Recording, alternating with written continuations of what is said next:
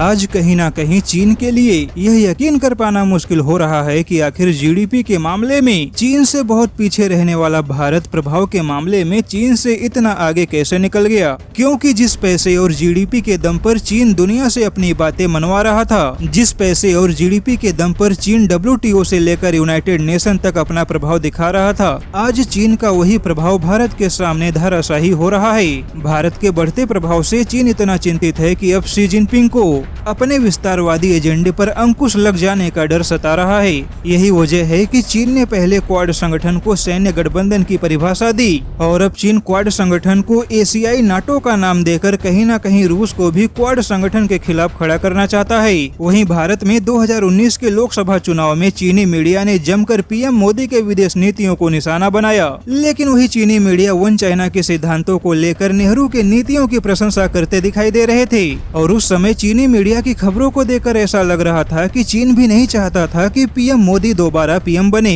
क्योंकि पीएम मोदी के पहले कार्यकाल के समय ही भारत का ऐसा प्रभाव देखा गया कि चीन यूनाइटेड नेशन का सदस्य होते हुए भी चीन का प्रभाव पाकिस्तान को कोई भी राहत नहीं दे पाया और चीन हो या पाकिस्तान दोनों को हर मुद्दे पर यूनाइटेड नेशन में हार का सामना करना पड़ा। वहीं चीन को यह भी डर था कि पीएम मोदी के दोबारा सत्ता में आने से क्वाड संगठन और भी ज्यादा मजबूत होगा, क्योंकि लगभग खत्म हो चुके क्वाड संगठन को दोबारा ताकतवर बनाने का काम 2017 में भारत ने ही किया था और पिछले 10 सालों से जिस क्वाड संगठन का चीन मजाक उड़ा रहा था, अब वही चीन क्वाड संगठन को नाटो संगठन का दर्जा दे रहा है। ऐसे में चीन यह जानता है कि पीएम मोदी का दोबारा सत्ता में आना चीन के लिए काफी हानिकारक होगा, लेकिन अब चीन को अपने अलग थलग होने का डर सता रहा है, क्योंकि फॉरेन पॉलिसी की एक रिपोर्ट की माने तो पिछले 3 सालों में 35 से भी ज्यादा देशों ने चीन को अपने देश के किसी न किसी बड़ी परियोजना से बाहर का रास्ता दिखाया है, जिससे यह साफ पता चलता है कि अब चीन का प्रभाव धराशायी हो रहा है और चीन के बढ़ते प्रभाव को रोकने के पीछे भारत के विदेश नीति का बहुत बड़ा योगदान माना जाता है।